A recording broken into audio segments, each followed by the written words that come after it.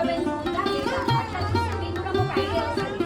నిజం అసలు ఆ హౌసెస్ అనేది డిస్టర్బెన్స్ లేదు అసలు యాక్చువల్గా డిస్టర్బెన్స్ లేదు హౌస్ డిస్టర్బెన్స్ లేదు అయినా చూడకుండానే పెట్రోల్ ఎలా డిసైడ్ చేశారు సార్ మన జోన్ గురించి చూడండి ఒకసారి అసలు ఏం డిస్టర్బెన్స్ ఉందో ఒక్కసారిగా వాటర్ రాలేదు ఖాళీ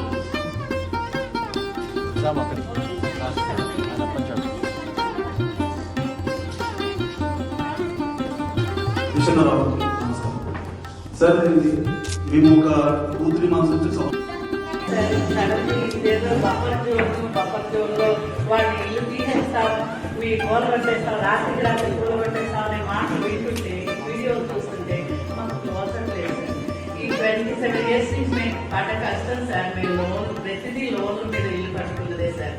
మేము అంత ఆలస్యంగా నిజాయితీగా మేమున్నప్పుడు మాకెందుకు సార్ ఈ బాధలు. ఇప్పుడు ఉన్నటువంటి రాత్రి రాత్రి ఇల్లు తీసేస్తామంటే మీరు వెళ్ళిపోండి. మేము ఏం కావాలి సార్? నిన్నటి వరకు సార్ మేము ఈ లోన్స్ కట్టుకోవడం కానీ మా జీవితం వెళ్ళిపోయిందండి. ఇప్పుడండి ఇప్పుడు 2 years 3 years అయింది సార్ మా వాళ్ళ. ఇప్పుడు ఈ మధ్య కొద్ది హ్యాపీగా ఉంటున్నాం. ఈ హ్యాపీనెస్ ని ఒక్కసారి తీసేశారండి మా జీవితాల్లో. ఇప్పుడు ఏం చేయాలో అనుకుంటారు. రోడ్డు మీద పడేసి మేము ఏం కావాలి?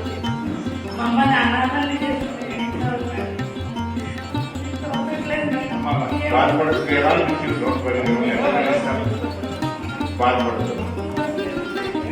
మీ సహకారం కావాలి.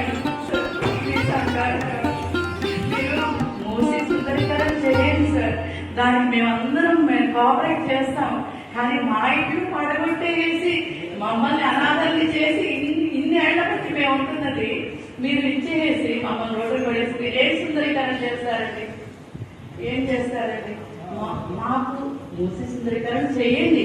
అటు ఇటు రిటర్నింగ్ వాల్స్ కట్టండి, నీరు డీప్నెస్ పెంచండి, మూసిది పెంచి అప్పుడు మేమందరం మీకే ఉంటాం, మీతోనే ఉంటాం. మీతో